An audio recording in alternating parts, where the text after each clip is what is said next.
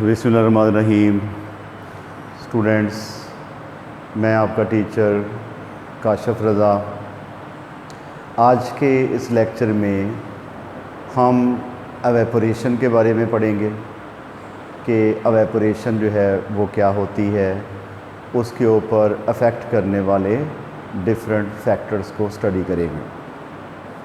तो सबसे पहले हम बात करेंगे एवेपोरेशन की कि एवेपोरेशन होती क्या है।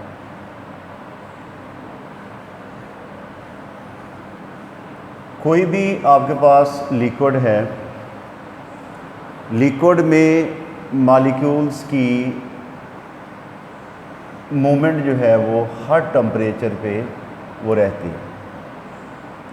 मसलन ये आपके पास लिक्विड के मॉलिक्यूल्स हैं, तो लिक्विड्स क्या करेंगे, हर टेम्परेचर पे इनके मॉलिक्यूल्स के दरमियान मूवमेंट जो है वो रहती है। तो ऐसे मॉलिक्यूल्स जिनकी काइनेटिक एनर्जी ज़्यादा होती है, जब वो सतह के पास पहुंचते हैं, लिक्विड की सरफेस के पास पहुंचते हैं, तो वो लिक्विड की सरफेस से बाहर निकल जाते हैं। तो उन लिक्विड्स का लिक्विड की सरफेस से बाहर निकलने का जो प्रोसेस है, that process is said to be a evaporation. इसे हम क्या कहेंगे, एवेपोरेशन कहेंगे। तो एवेपोरेशन की डेफिनेशन जो है वो क्या होगी कि कन्वर्जन ऑफ लिक्विड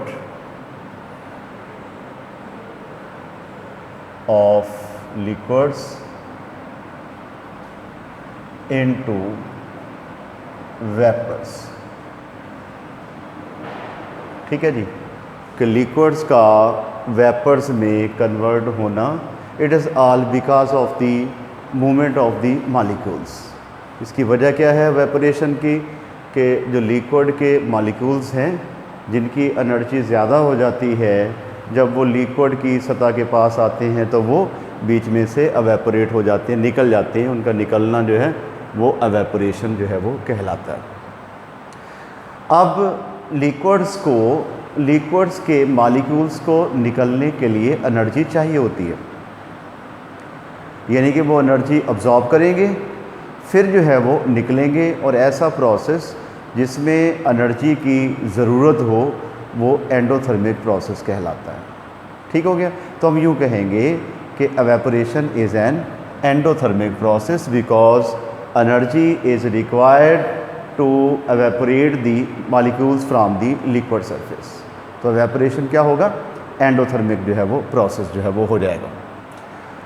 और उसके बाद एक तो ये हो गया कि it is an endothermic process. Endothermic process, why it is endothermic process, because energy is required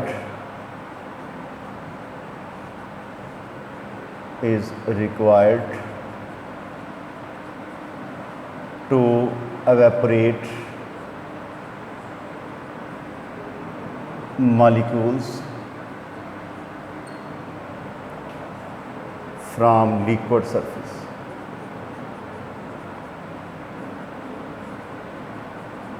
कि मॉलिक्यूल्स को लिक्विड की सरफेस में से निकलने के लिए एनर्जी जो है वो चाहिए होती है, इसलिए क्या होगा, ये एंडोथर्मिक प्रोसेस होगा। और दूसरा it is a surface phenomena.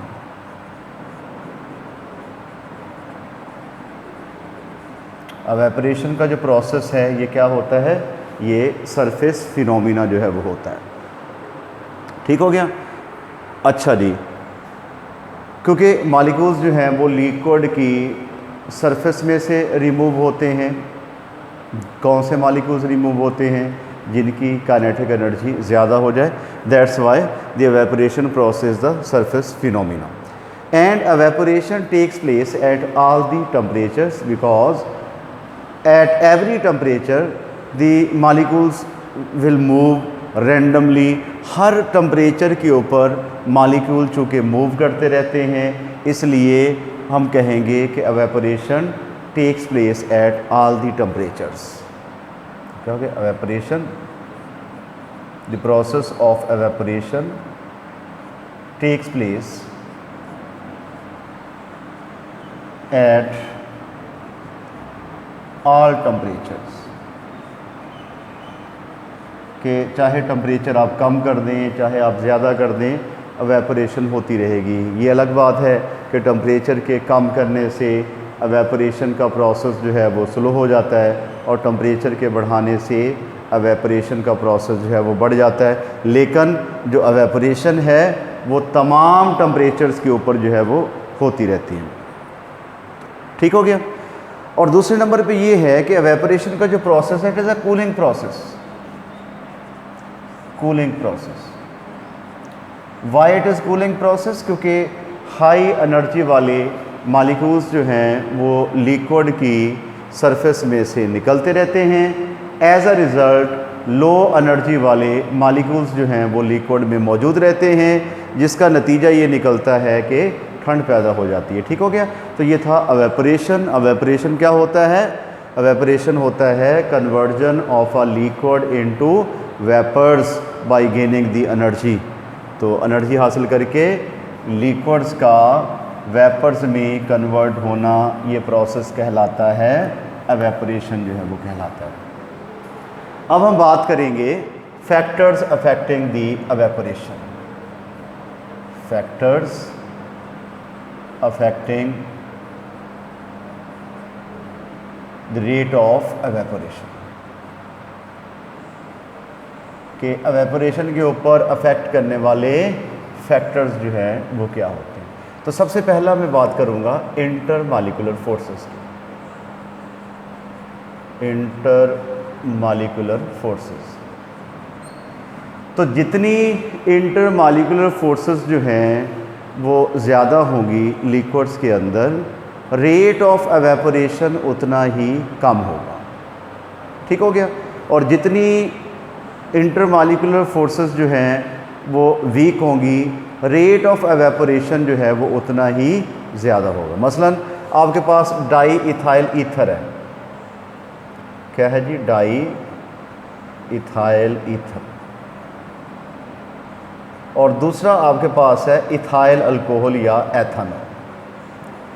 तो इन दोनों में से किसका रेट ऑफ एवेपोरेशन ज़्यादा होगा? हम कहेंगे डाई इथाइल ईथर का, क्योंकि डाई इथाइल ईथर में वीक अट्रैक्टिव फोर्सेस होती हैं as compare to ethanol. Ethanol के मुकाबले में डाई इथाइल ईथर में वीक इंटरमॉलिक्यूलर फोर्सेस होती हैं, इसलिए रेट ऑफ एवेपोरेशन जो है वो डाई इथाइल ईथर का ज़्यादा होगा और एथेनॉल का जो है वो कम होगा, क्योंकि एथेनॉल में हाइड्रोजन बॉन्डिंग जो है वो पाई जाती है। तो पहला फैक्टर हो गया इंटरमॉलिक्यूलर फोर्सेस, कि जितनी इंटरमॉलिक्यूलर फोर्सेस जो हैं वो ज़्यादा होंगी उतना ही रेट ऑफ एवेपोरेशन जो है वो कम होगा, और जितनी इंटरमॉलिक्यूलर फोर्सेस जो हैं वो वीक होंगी, रेट ऑफ एवेपोरेशन जो है वो उतना ही ज़्यादा होगा। और ऐसे लिक्विड्स जिनका रेट ऑफ एवेपोरेशन ज़्यादा हो उनको हम वोलेटाइल कहते हैं। ठीक है। ऐसे लिक्विड्स जिनमें रेट ऑफ एवेपोरेशन जो है वो ज़्यादा हो उनको हम कहते हैं क्या? वोलेटाइल। दूसरा फैक्टर हो गया इसके ऊपर टेम्परेचर का।